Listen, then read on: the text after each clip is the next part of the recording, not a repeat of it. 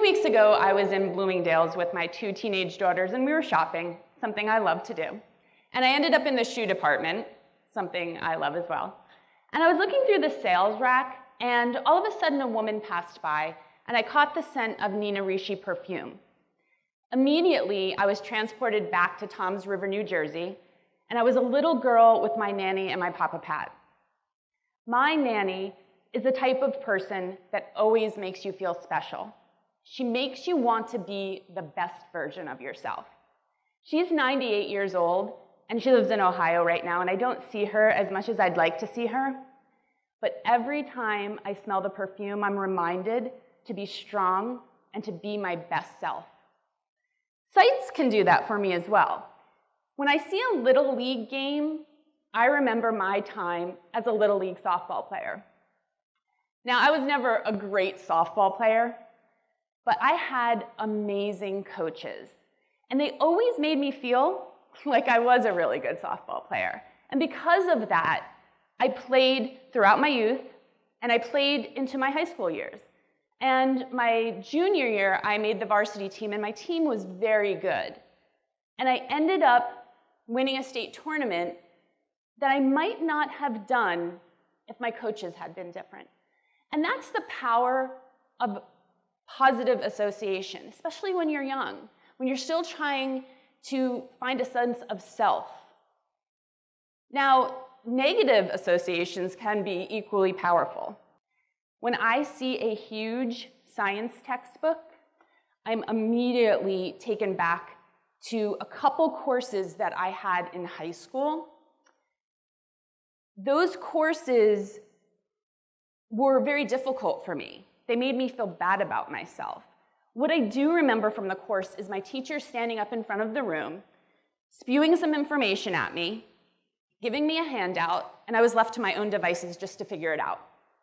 Now, I was a really good student, so a lot of times I would try to engage, I would go up and I would talk to the teacher, and one teacher in particular would say, "Look it up in the book." And the book was big, and the book was covered in a brown paper bag, because you always had to cover your book in a brown paper bag, and I hated that book. And because of that association, it changed a course in my life. I thought I was really bad at science, and I really hated science, and I never took a science course in college. It wasn't until years later, when I became a pharmaceutical sales rep, that I discovered I was really good at science, and I really liked science. I thought back to that experience that I had had in high school, and I was resentful. I was resentful that those teachers closed a door in my life. Now, I love what I'm doing now, but I often kind of think, wow, because they did that, my life's course was changed in a way. So when I embarked on my journey into education, it became really a passion of mine to think about this idea of positive association, because I wanted my students to look at school, my course, and me in a positive light. So I started to reflect, as teachers always do, on their own experiences. And I kind of thought about what my association with school was really like as a child. Now, I come from a family of educators. Both of my sisters are elementary school teachers, and my dad was a high school history teacher who finished his career as a principal. And when I was little, he would take my sister and me to the high school where he taught, Whippany Park High School, on the weekends sometimes to do work.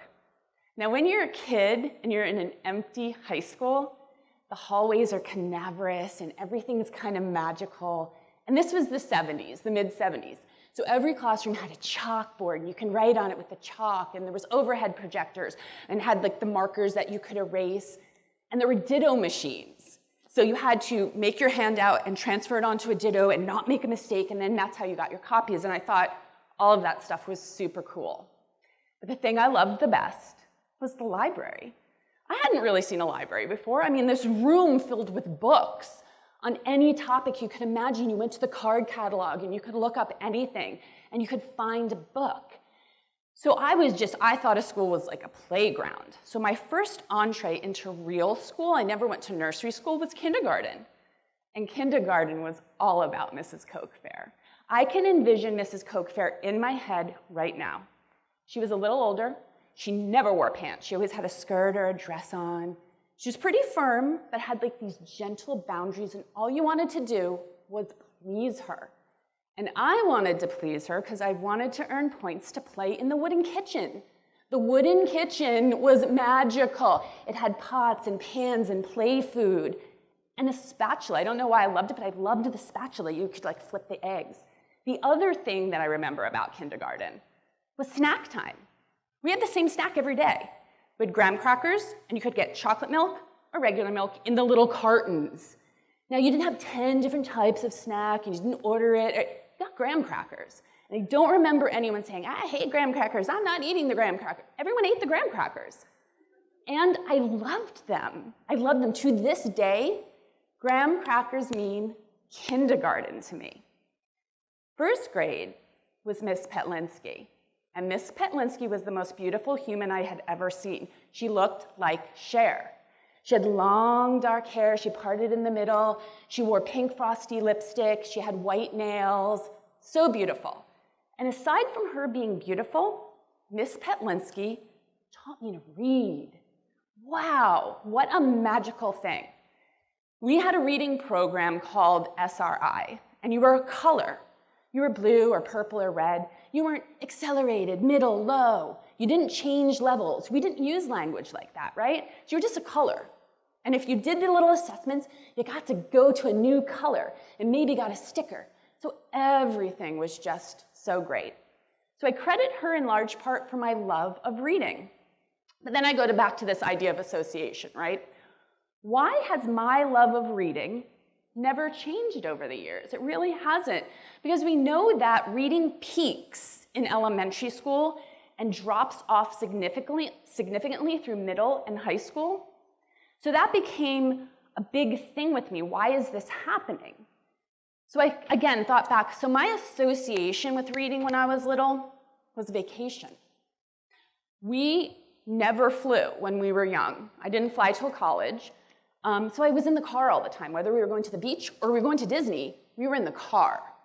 So I'd pack my little bag, I'd have my snack, I'd have a coloring book perhaps, and my book. And it was in the car that I went through the wardrobe to Narnia. And it was in the car, going on vacation, that I hung out in Walnut Creek with Laura Ingalls Wilder. So that was magical to me. And I thought everyone loved to read, especially people from my generation, because there wasn't a heck of a lot more to do. You played outside, there was 13 channels on the TV, right? Like, so you read. But my cousins are like, nah. So we, as adults, like I said, I come from a family of educators. 2 of my cousins are also teachers. One's an administrator. And we would talk, and they're like, nah, I hated to read when I was little. I'm like, why? They're like, yeah. Mom used to put us in our room and say, it's reading time. You have 20 minutes to read in your room. And again, my generation, your room was boring. Like, it was really punishment, right? Because you didn't have a TV, you didn't have a phone, you didn't have anything. Kids nowadays could live in their room for like a month, right? If I always say if they have a refrigerator, they could live in there. But we thought it was punishment. So they associated, my cousin's like, I always thought it was like a punishment to have to read in a room. So I kept thinking, wow, it's these associations that kind of last with us, right? Because what we're finding is that as kids get older, reading becomes work. They can't delineate leisure reading and work reading. It all just becomes work, right? As you get older, you're assessed on it. You're looking for research. You're trying to find things in your reading. You're not doing as much leisure reading. So people will say, well, little kids should do fun things at school. When you're big, you have responsibilities. The work becomes more arduous. You have to do it. But I think what we're really missing is the operative word is kid, right? You're still a kid in middle and high school. So as educators, we have to remember we're not just disseminators of information. We're in the human connection business, right? So we have to, again, look, why are they losing this sense of wonder? Learning should be empowering. And for some reason, the kids are looking at reading as just work. And we all know work is not that fun. So it became a passion of mine to bring this enlightenment with reading back into my classroom. So the curriculum at my school is filled with wonderful things. I mean, I love teaching The Catcher in the Rye and Macbeth and The Crucible. And I think they're all super important and very, very enriching to a young person's life. But it leaves them really just not too much time to read for pleasure. So over the past few years, I've been involved in this wonderful program that my school does. It's called the Independent Reading Program, and it's based on the work of Penny Kittle and her book called Book Love. Her premise in the work is that if we put books in their hands that they love to read, they're going to want to read more. Makes sense, right? So as a department, we started the program and we gave the kids a minimum of 10 minutes every single day to read anything that they want to read. They make the choice. Now, in my classroom, I made a choice that I wasn't going to assess them on this at all. No page counts, no how many books have you read, no accountability in terms of that. Because again, I think work and assessment are linked together, and it's not so much linked with leisure, right? The other thing that I thought was super important to me was building this accessibility to this library in my classroom. You have to have the books readily available to them to read. So I've done a million things. I've gone to library sales. I've bought books of my own, but I wanted the library to be really rich with titles that they would really, really connect to. And now I haven't read all the books in the classroom, but I've read many of them. So when I have a reluctant reader, I can offer something up to them. I can talk to them about something, because I think that ability to have that discourse with the students is vital to the program. The other thing that I did in my classroom is I set up a tea and hot chocolate station in the back of the room. So when they come in after a really stressful morning or a really stressful test, they can go and make themselves a cup of tea or hot chocolate, sit down, read their book. Again, it's that association, right? Chocolate is pleasure. I want to get that in the room, just like Mrs. Cokefair did for me with the graham cracker. Associations are powerful, and so are teachers. It hasn't happened to me very often, but a couple times during my career as a teacher, I've had colleagues say to me, I don't care if the kids like me. That's not my job.